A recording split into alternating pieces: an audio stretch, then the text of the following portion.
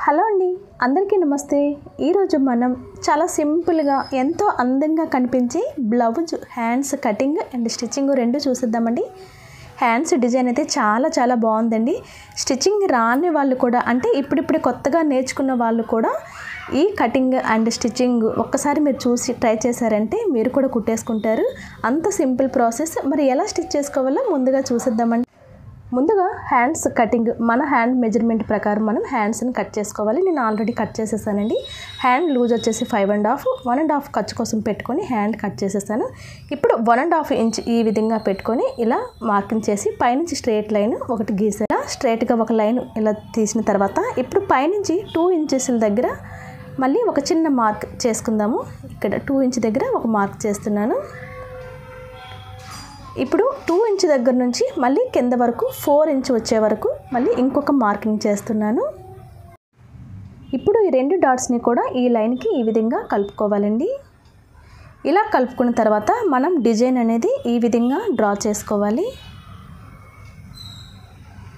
ఇలా curve shape వచ్చేటట్టు ఇలా చేసుకోవాలండి. పైనుంచి ఇలా తీసుకుంటూ ఈ మధ్య 4 ఇంచ్ డాట్ కలిపి ఇప్పుడు దీన్ని ఇలా క్రాస్గా ఈ విధంగా చివరి లైన్కి ఈ విధంగా కలుపుకోవాలి. చూస్తున్నారు కదా. ఇలా డ్రా చేసుకున్న తర్వాత మనం దీన్ని లైనింగ్ క్లాత్ని మధ్యకి ఒకసారి ఫోల్డ్ చేసుకొని మనం చేత్తో కొంచెం సమానంగా ఫోల్డ్ చేసిన తర్వాత చేత్తో కొంచెం గట్టిగా అడుస్తూ ఇలా ట్యాప్ చేసామంటే మనకి అటు సైడ్ కూడా డిజైన్ అనేది కరెక్ట్గా ఈ విధంగా వచ్చేస్తుంది. ఇప్పుడు చాక్ పీస్తో కొంచెం డార్క్గా చేసుకున్న తర్వాత మనం దీన్ని రెండు లైనింగ్ క్లాత్లకు కూడా ఇదే విధంగా చేసేసానండి. ఇప్పుడు బ్లౌజ్ పీస్ మెయిన్ క్లాత్ ఏదైతే ఉందో దాన్ని తీసుకోవాలి. దాన్ని మంచి వైపు మనం లైనింగ్ క్లాత్ని పెట్టుకోవాలండి. ఎందుకంటే మనం లైనింగ్ క్లాత్ని తిరగేసినప్పుడు లోపల వైపుకి వెళ్ళిపోవాలి. ఆ విధంగా మంచి వైపు మనం లైనింగ్ క్లాత్ని పెట్టుకోవాలండి. ఇలా నేను పెట్టేశాను కదా, ఒకసారి చూడండి, చూపిస్తాను. బ్లౌజ్ పీసు ఇది మంచి వైపు అండి, ఇది మనకి పైకి వస్తుంది. దానిపైన లైనింగ్ క్లాత్ పెట్టాను. ఇప్పుడు ఈ విధంగా మనం ఇలా స్టిచ్ చేసుకుంటూ రావాలి. ఇలా చివరి వైపు రెండిటికి కూడా సేమ్ అదే విధంగా స్టిచ్ చేసి తీసుకొస్తాను. ఇలా స్టిచ్ చేసుకున్న తర్వాత మనకి ఎక్స్ట్రా క్లాత్ని తీసేసుకుందామండి. ఒక 1/4 ఇంచ్ వరకు మనం లోపల ఖర్చు ఉంచుకొని ఎక్స్ట్రా క్లాత్ని కట్ చేసుకొని తీసేసుకోవాలి. ఇలా నేను క్లాత్ అంతా తీసేస్తానండి. ఇప్పుడు మనం దీన్ని చిన్న కట్స్ ఇచ్చుకుంటూ మనం దగ్గరగా మరీ ఎక్కువగా కట్ చేసేయకూడదండి. మనకు స్టిచ్చింగ్ తగలకుండా చిన్నది అక్కడక్కడ కట్ ఈ విధంగా ఇచ్చుకోవాలి. ఇలా ఇచ్చిన తర్వాత మనం లైనింగ్ క్లాత్ని లోపల వైపుకు రివర్స్ చేసుకోవాలండి. ఇలా రెండు హ్యాండ్స్ని కూడా మనం రివర్స్ చేసుకొని నీట్గా బాగా వచ్చేటట్టు ఇలా చేసుకున్న తర్వాత ఐరన్ చేసుకుంటే మనకి డిజైన్ అనేది కరెక్ట్గా కనిపిస్తుంది. నేను ఐరన్ చేసి తీసుకొచ్చానండి. చూడండి, ఇప్పుడు మనకి నీట్గా తెలుస్తుంది. ఇప్పుడు మనకి ఈ మధ్యలో ఓపెన్ ఉంది కదా, ఇక్కడ మనం సూదికి దారం 2 మడతల మీద ఎక్కించుకొని ఇప్పుడు వైట్ కలర్ పూసల్ని నేను ఇక్కడ మధ్యలో స్టిచ్ చేస్తున్నానండి.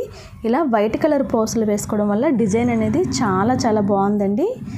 ఇలా మనకి మరి ఎక్కువ డిస్టెన్స్ పెట్టేయకుండా కొంచెం దగ్గరగా ఉండేటట్టు చూసుకుంటూ ఈ విధంగా దూర్చి మళ్ళీ సూదిలోంచి ఇటువైపు తీసుకొచ్చి అప్పుడు సూదిని కింద వైపు దించి మళ్ళీ నెక్స్ట్ పూసని ఎక్కించుకొని అలా నేను 4-5 పూసలు, అంటే మనకి అక్కడ ఎంత అయితే దగ్గరగా మనం వేస్తున్నామో దానిని బట్టి చూసుకుంటూ పూసలు అనేది వేసుకోవాలండి. నేనైతే ఒక 6 వరకు వేద్దాం అనుకుంటున్నాను. చూస్తున్నారు కదా, ఈ విధంగా వేసుకోవాలి.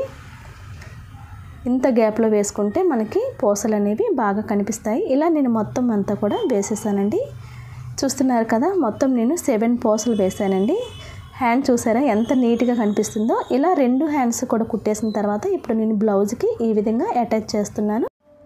హ్యాండ్స్ నేను బ్లౌజ్కి అటాచ్ చేసేసి అలాగే ఫిట్టింగ్ కూడా చేసేసానండి. చూస్తున్నారు కదా, హ్యాండ్ని మీకు దగ్గరగా చూపిస్తున్నాను. డిజైన్ అనేది చాలా బాగుందండి. కొత్తగా స్టిచ్చింగ్ నేర్చుకునే వాళ్ళు కూడా చాలా పర్ఫెక్ట్గా స్టిచ్చింగ్ చేసేస్తారు. ఒకసారి మీరు ట్రై చేసి చూడండి. డిజైన్ అయితే నాకు చాలా బాగా నచ్చిందండి. మీకు కూడా నచ్చుతుంది అనుకుంటున్నాను. నచ్చితే వీడియోని లైక్ చేసి అలాగే సబ్స్క్రైబ్ కూడా చేసుకోండి. Thanks for watching this video. మరొక వీడియోతో